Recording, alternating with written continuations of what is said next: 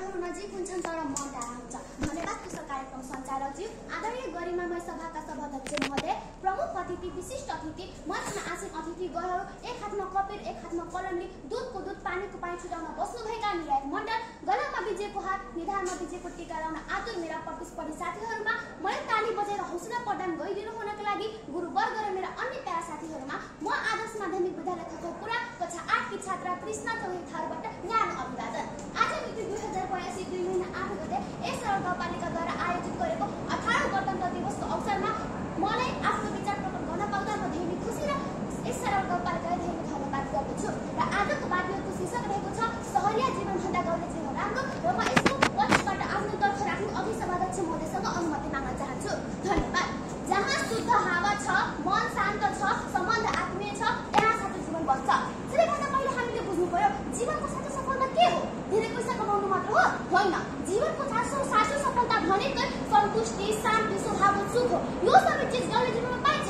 सभापति महोदय, गाउँले जीवनको बिहान घामको किरणले उठ्ने पानी, चराहरूको चिरबिर आवाजले दिन सुरु हुने शुद्ध हावा, हरियाली वातावरणको यो अनमोल सम्पदा गाउँले जीवनमा मात्र पाइन्छ। सभापति महोदय, सहरमा चाहिँ के हुन्छ? ठुलो धुवाको प्रदूषण, आवाज, ट्राफिक जाम, त्यहाँ हरेक चिज तनावमा छ तर आत्मीयता छैन। अनि म कसरी भन्न सक्छु कि सहरीय जीवनभन्दा गाउँले जीवनभन्दा सहरीय जीवन बेस्ट छ त महोदय? गाउँको अर्को राम्रो चिज भनेको सम्बन्धको गहिराई हो। त्यहाँका मान्छेहरू छिमेकीलाई परिवार चाहिँ ठान्दछन्। कुनै मान्छे बिरामी पर्यो भने गाउँका सबै मान्छे उठेर त्यसै सान्त्वना दिँदछन्। सहरमा त कतिपयलाई त थाहा पनि हुँदैन कि छिमेकीका नामहरू। सभापति महोदय, मेरो पूर्ववक्ता मित्रले भन्नुभयो कि गाउँमा कृषि मात्र हुन्छ, त्यही कृषि गरेर त सहरमा जान्छ अन्नहरू। अनि कसरी भन्न सक्छु कि म गाउँले जीवनभन्दा सहरीय जीवन बेस्ट छ? सभापति महोदय, मान्छेको मनमा रहेको पीडा, व्यर्थ बिसाउन चौतारी हो। गाउँमा पर्मबाट धर्मको भकारी भर्ने, कुनै बाहिरबाट कुनै नौलो मान्छे आए त्यसको नाता गोता सोधी आफ्नो घरमा रहेको मिठो मसिनो खाना सोध्ने मान्यता गाउँले जीवनको मान्छेमा छ, सहरीय जीवनको होइन।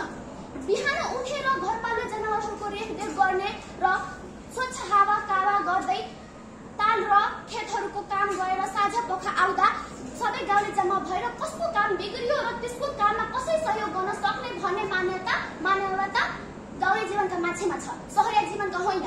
धेरै पैसा खर्च गरेर पार्टी प्यालेसमा कार्यक्रम सञ्चालन गर्ने यो प्रचलन सहरबाट आएको हो, गाउँबाट होइन। गाउँमा कार्यक्रम हुँदा सबै गाउँका मान्छेहरू जम्मा भएर एकजुट भएर त्यस काममा सहयोग गर्ने र हामी सबैले देखेकै छौँ। सहरमा धेरै पैसा खर्च गरेर पार्टी प्यालेसमा कार्यक्रम सञ्चालन गर्ने र आफूले ठुलो बनाउन अडम्बिना प्रकृतिलाई विकासले म कसरी बेस्ट भन्न सक्छु त महोदय? हामीले जाने त्यो कुरालाई नजरअन्दाज गर्दछौँ। तर पनि एकचोटि शान्त मनले सोच्नुहोस् त, हामीले त्यो कुराले शान्त मनले सोच्नुपर्छ होइन त महोदय? सहरको भिड भावना टाढा पहाडका खामा बसी चाहिँदैन उसलाई ठुला सपना, उसको संसार गोठेर गाईमा घाँसी।